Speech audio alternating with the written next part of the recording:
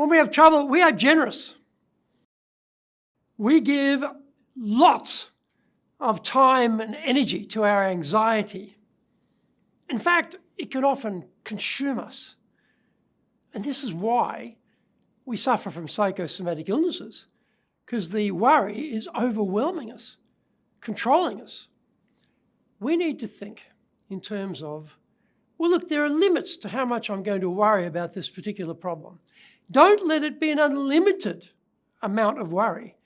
Say, I'm going to give a certain amount of worry, period of time, maybe a period of energy to this problem, and then I'm not going to worry about it anymore. I'm either going to come up with a solution or I'm going to move on.